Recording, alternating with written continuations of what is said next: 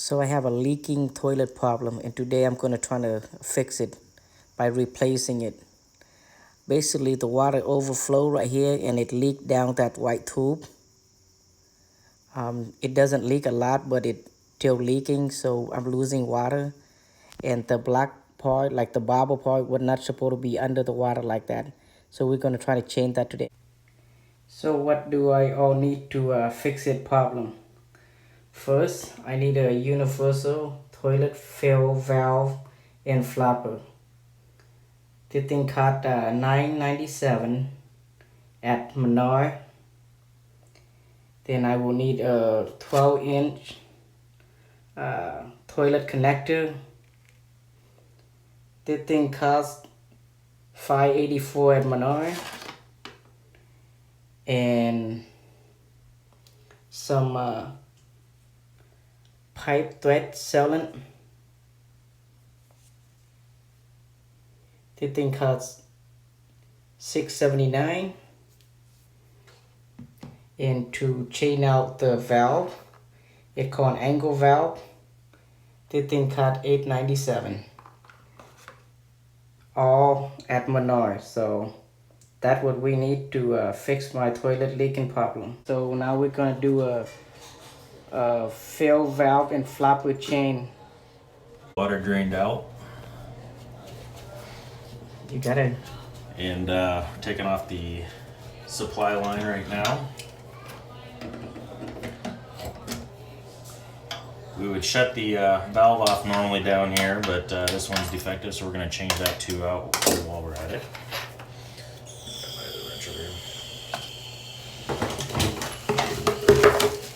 So this is a crimp fitting style valve.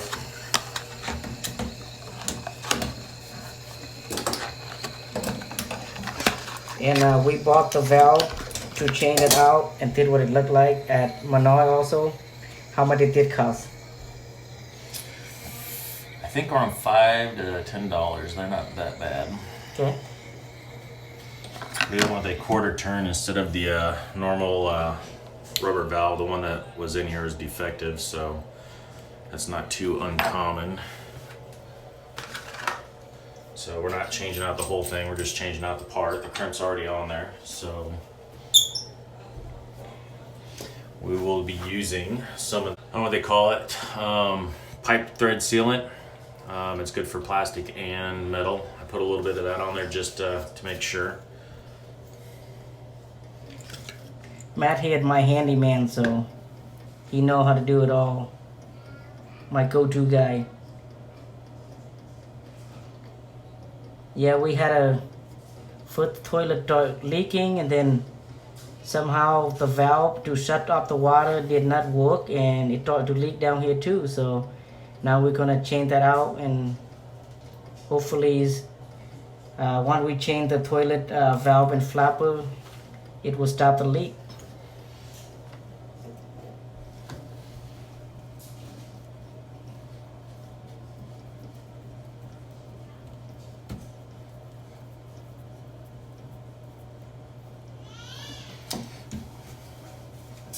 When you do this, you want to make sure that your valve doesn't turn and you only turn the B nut.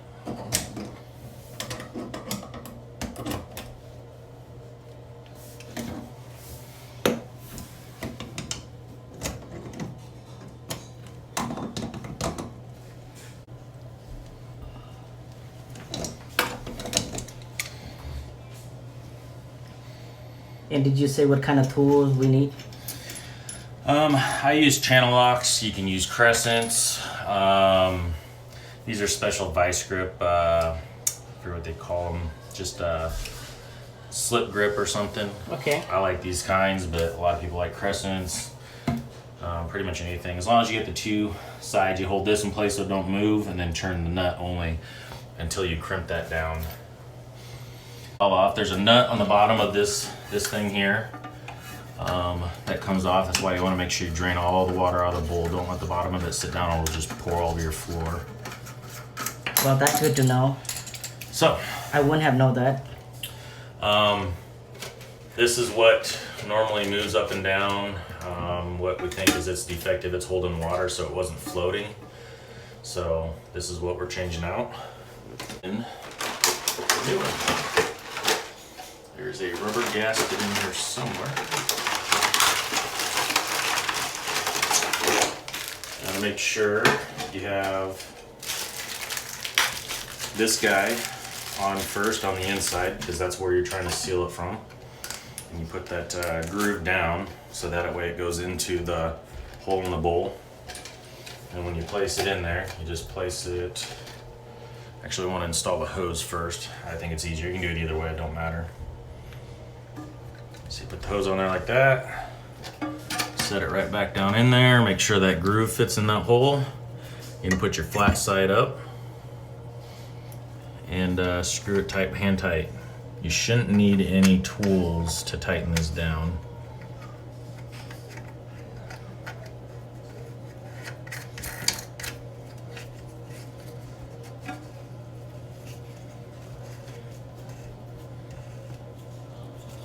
We're actually doing it at night, so it's a little dark, so hopefully the video quality is good enough for everybody to see. And I will try not to shake the camera too much so it won't shake. On some toilets you can put this piece in and it normally hooks right here, and that just flows that water so that it goes down in there, but we don't need that because this toilet actually has a spot for that hose to sit, so we just stick it in right there and we're good to go. Just like that, okay? Then we now all we got to do is hook up the new hose line.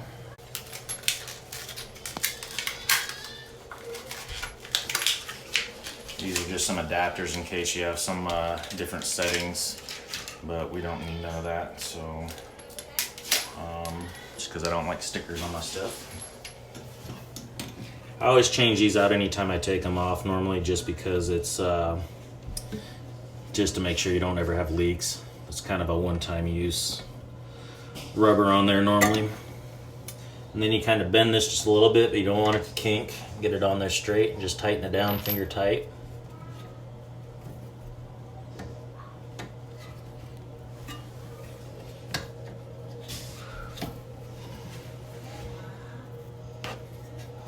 Before I thought that hose were too short, but I was wrong.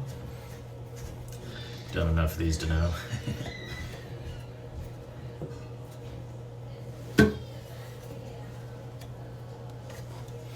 And then I always do this finger tight down here. You kind of just wiggle a little bit, get the nut to tighten down, and then I'll just put a couple cranks on it. You don't want to over tighten these too much. They can punch through the rubber, so.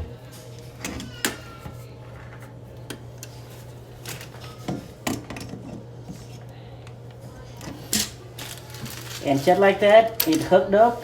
And we're ready for water. All right, so now I'm gonna go turn back the water and see if it work. So this is where the water turn on and off into my house. So now I'm gonna turn it back on.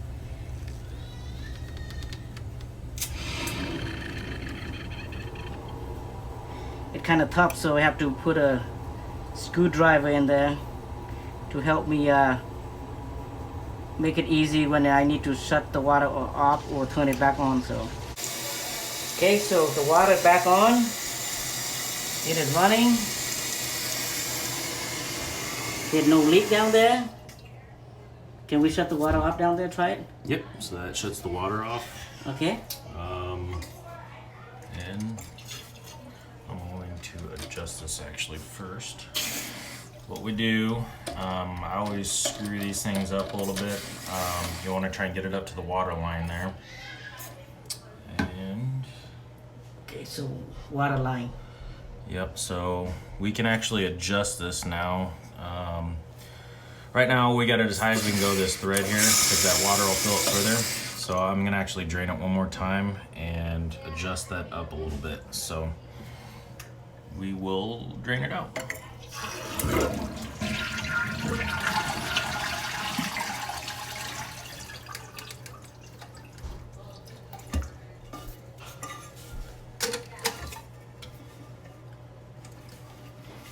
So So I'm actually recording this, so the next time if I have to do it, I can try to do it myself, or if anybody out there that have my same problem, that they can try to do it themselves before they call a plumber, which can be very expensive.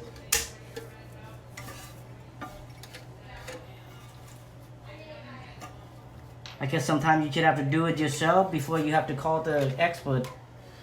So what I did on the bottom down there is there's this plastic piece that slides up, and then you can take it off and turn it, and it'll thread down or whatever direction you want. When you pop it up on these two, you can kind of pull up on them a little bit and they just move, but it's just easier to turn it. So this one ain't really moving right now, but that's essentially what you do. And then that just lifts this up a little higher so that you don't have to adjust this all the way down. So now we can turn it back on.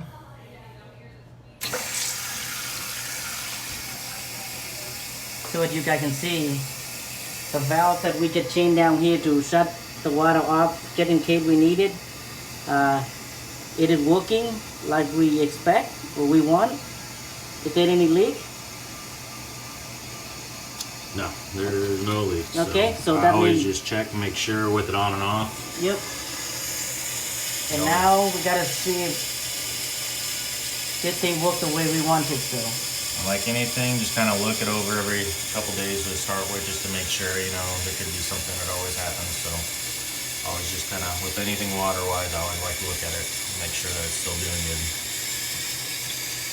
Yeah, what Matt is saying is after you chain anything, you gotta check it over a couple days just to make sure that everything working properly.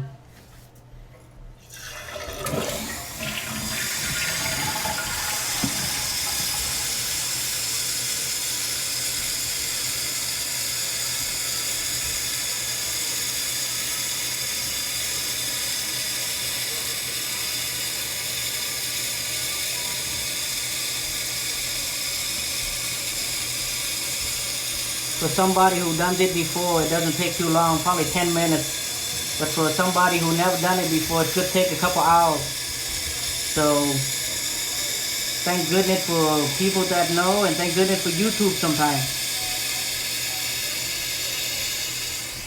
And we're good. All right, like Matt said, the water want to be filled up to the water line, so, and it did. So we're good. Alright, hopefully this video helped you guys out. If the next time you guys need to change something, give it a try. Thank you for watching, and please subscribe and like and share. Thank you. Bye bye. So here's an update. After a few hours, we change out the fill valve right here. The water no longer running or leaking like before. Before it would running overflow and it would run down the water down here. And also before the bubble part, the black part right here, used to be submerged underwater, and it no longer underwater. Also, the angle valve that we chain out right here, working fine. There's no leak or anything. And also the hose that we chain out, there's no leaking, because I put the toilet paper down here to make sure that if any drip, any leak, it would catch it and I would know that it's dripping. So that is good that I don't see any water down there. So far, they have fixed the leaking toilet problem, and hopefully it will stay that way. Thank you for watching our channel. Please like, share and subscribe so we can continue to do videos. Thank you.